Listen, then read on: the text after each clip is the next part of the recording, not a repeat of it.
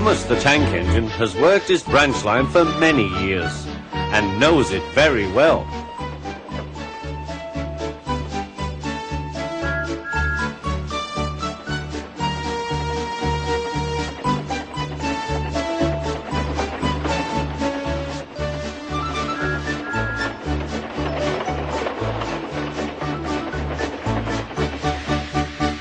You know just where to stop, Thomas, laughed his driver.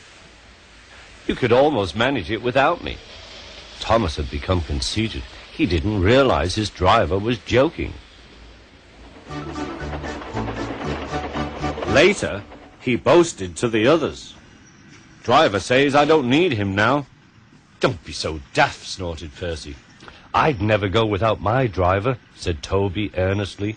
I'd be frightened. Huh, boasted Thomas. I'm not scared. You'd never dare. I would then. You'll see. The next morning the firelighter came. Thomas drowsed comfortably as the warmth spread through his boiler. Percy and Toby were still asleep. Thomas suddenly remembered. Silly stick in the mud, he chuckled. I'll show them. Driver said I could manage without him. I'll just go out. Then I'll stop and wheesh. That'll make them jump. Thomas thought he was being clever. Really, he was only moving because a careless cleaner had meddled with his controls. He soon found his mistake. He tried to wheesh, but he couldn't. He tried to stop, but he couldn't. He just kept rolling along. He didn't dare look at what was coming next. There was the station master's house. The station master was about to have breakfast. Horrors! Cried Thomas, and shut his eyes. The house rocked. Broken glass tinkled. Plaster was everywhere. Thomas had collected a bush on his travels.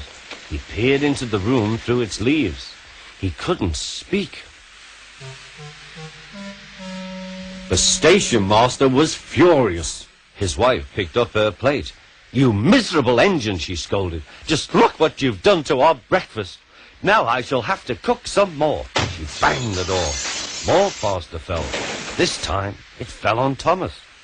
Thomas felt depressed. Workmen propped up the house with strong poles and laid rails through the garden. Meanwhile, Donald and Douglas arrived.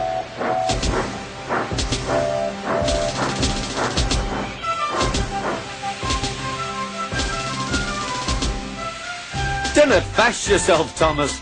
We'll soon have you back on the rails, they laughed.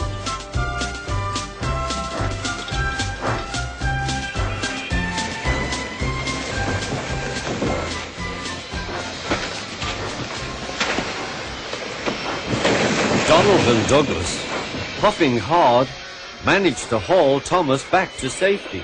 Bits of fencing, the bush, and a broken window frame festooned his front, which was badly twisted. The twins laughed and left him. Thomas was in disgrace. There was worse to come. You are a very naughty engine. I know, sir. I'm sorry, sir. Thomas's voice was muffled behind his bush. You must go to the works and have your front mended. It will be a long job. Yes, sir. Meanwhile, a diesel rail car will do your work. The diesel, sir? Thomas spluttered. Yes, Thomas. Diesels always stay in their sheds till they are wanted. Diesels never gallivant off to breakfast in station masters' houses.